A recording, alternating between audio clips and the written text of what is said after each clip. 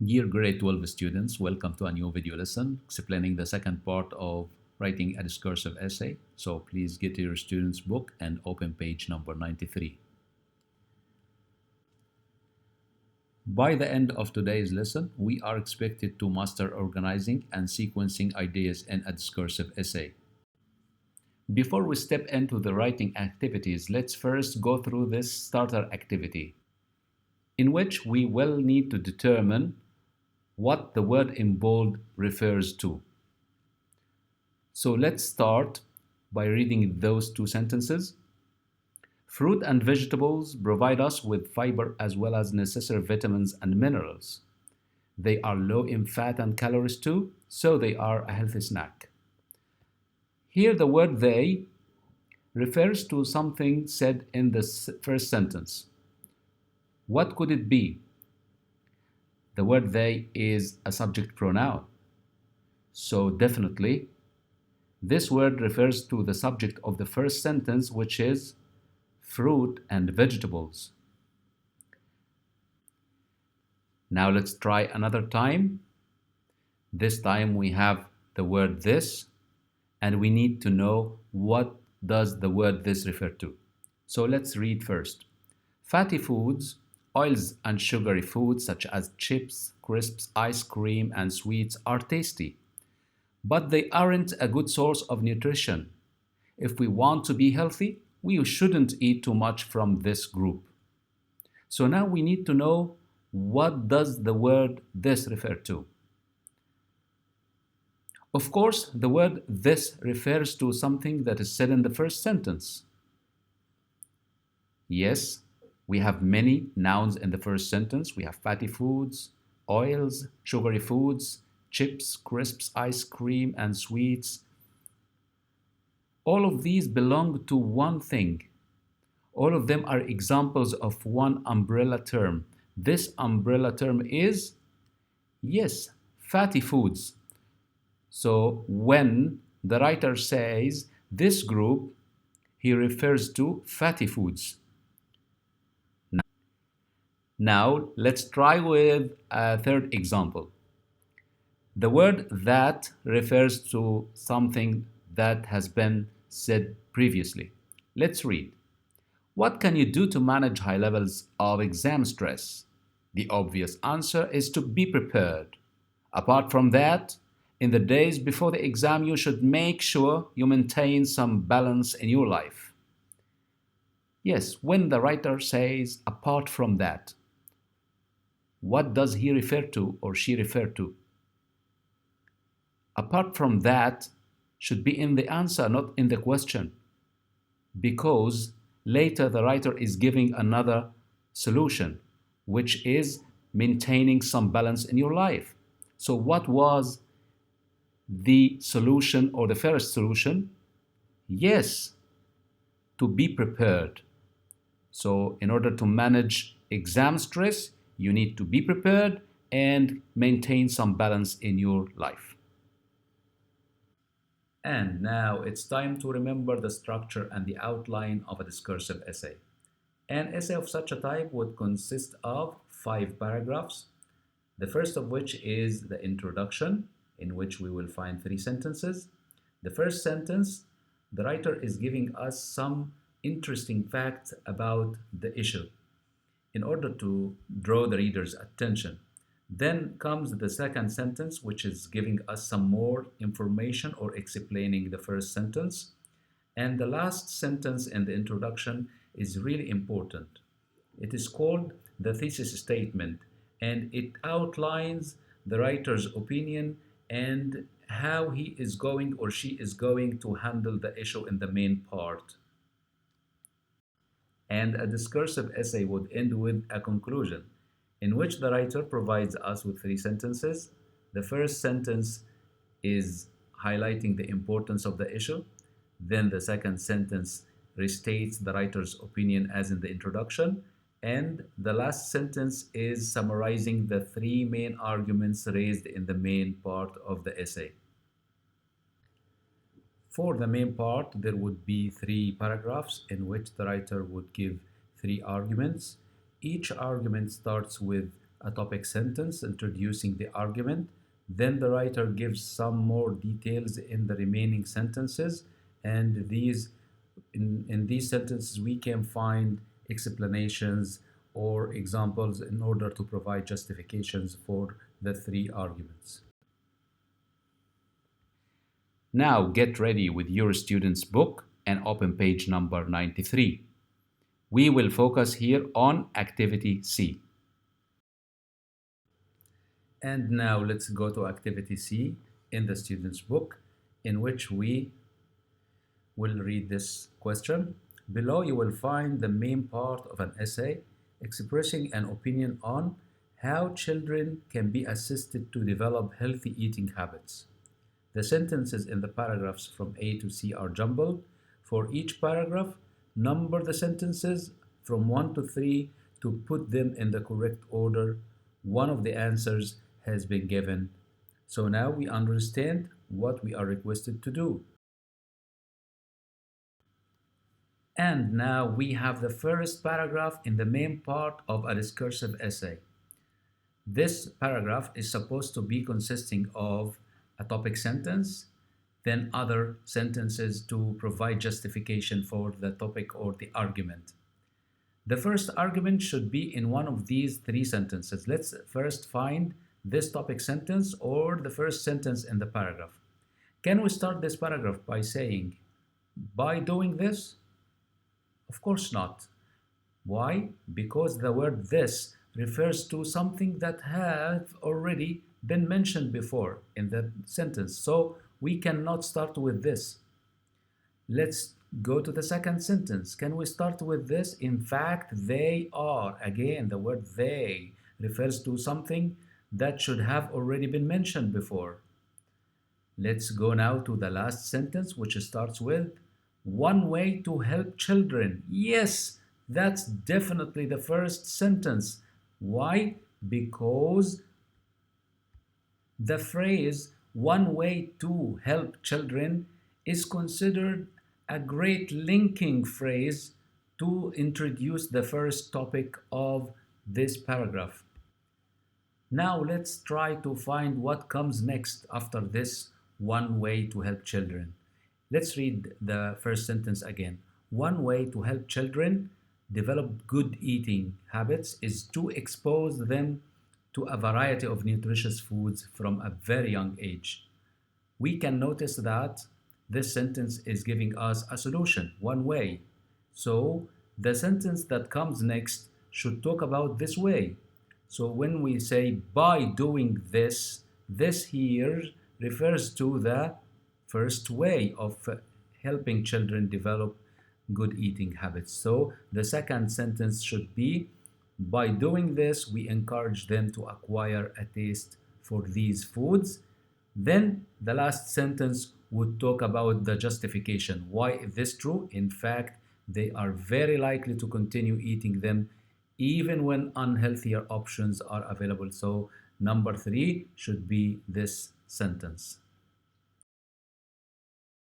Now, let's go to the second paragraph in the main part of that discursive essay. Fortunately, we have the third sentence being given to us. So we only need to define the first sentence and the second sentence. So let's try to find the what we call the topic sentence, which is introducing the main argument. Will we start by saying this opportunity can be used? Of course, you will tell me, teacher, we don't know what does this word refer to. So let's go to the second sentence and read it. Children should also be encouraged to actively participate in food shopping and meal preparation. Yes, here we don't have any word that is not being defined. Children should also, and also is giving us a clear way to understand that this is the second topic or the second argument for the writer. So the first sentence would be not the one starting with this opportunity, because this opportunity means that it has been mentioned before, but it would be the sentence which is starting with children should also be encouraged to actively participate in food shopping. So this is number 1 and that would be number 2. And here we have the third paragraph in the main part of the discursive essay, in which we need to put the 3 sentences in order. And again, we need to find the topic sentence, which contains a kind of linking phrase in order to introduce the third argument. So let's read the 3 sentences and decide which one contains the linking phrase that is introducing the third argument. Is it reducing the availability of unhealthy options is thus an effective way of getting children to eat healthily without putting them in situations where they have to make a difficult decision? Actually, I cannot see any linking phrase here, and I found the word thus, which is giving us a result of something that should have been mentioned before. So I guess that this sentence should be number 2 or number 3, but never number 1. So let's move to the second sentence. Limiting temptation is another way. Limiting temptation is another way in which children can be assisted to develop good eating habits. So here we can easily find the words another way, and this is considered a phrase which is linking us to the third argument of the presentation. And here also we have the topic of the essay, which is developing good eating habits for children. So definitely the first sentence should be this sentence. Limiting temptation is another way in which children can be assisted to develop good eating habits. But now we need some kind of explanation or justification for this point. So will it be reducing the availability of unhealthy options is thus, or if unhealthy snacks and beverages are made freely available, children have to demonstrate self-control. Look, here we have the word thus, which is giving us what? It's giving us a result of some kind of rationale that should have been given before. So the rationale should be here, which is kind of explaining how this topic sentence should be argued for. So the second sentence would make sense if we say, if unhealthy snacks and beverages are made freely available, children have to demonstrate self-control to resist them, which becomes harder and harder the more they have to do so.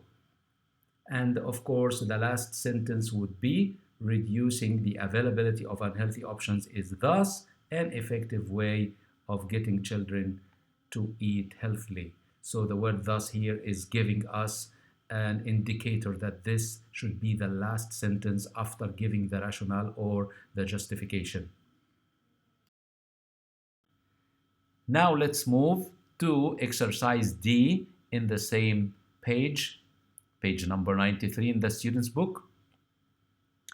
And let's see what we need to do. Read the 2 paragraphs below. We have 2 paragraphs. And decide which paragraph serves as the introduction and which as the conclusion of the essay above. Write I for introduction or C for conclusion in the spaces provided and justify your answer.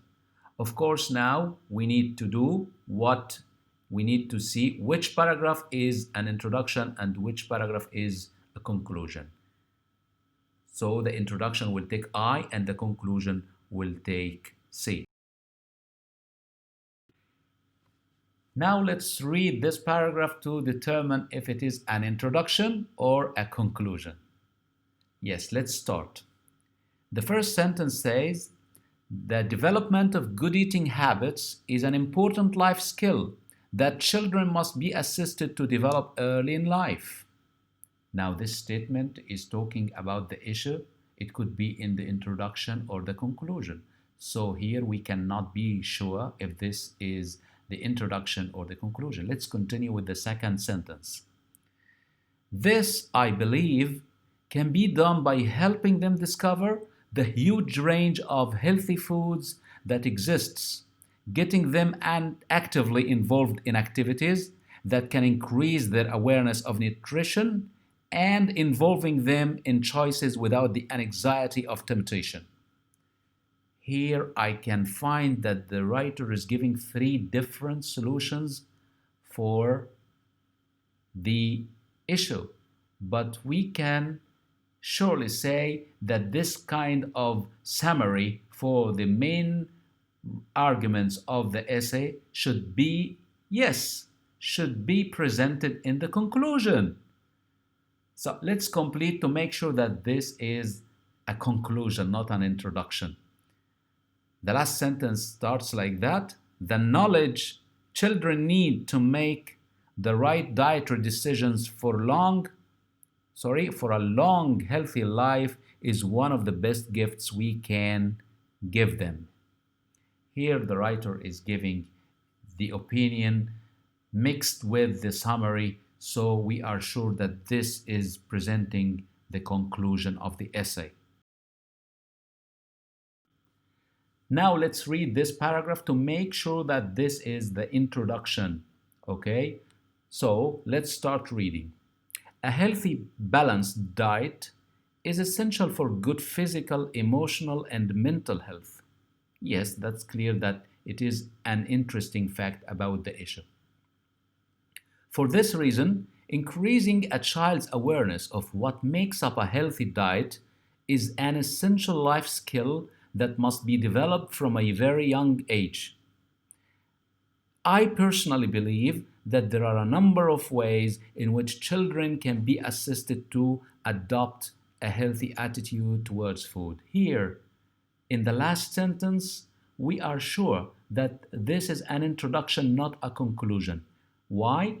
Because the writer is giving us his opinion or her opinion, mentioning a number of ways, but not giving what are these ways. So he is going or she is going to raise up these arguments later in the essay. So we are sure that this is an introduction. So we wrote the letter I inside the box.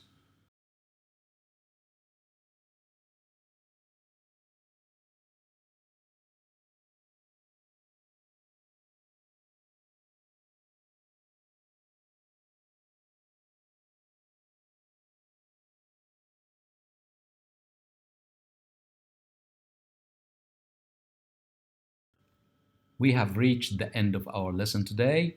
So thank you very much for watching, and make sure to find this video on Microsoft Teams. Goodbye.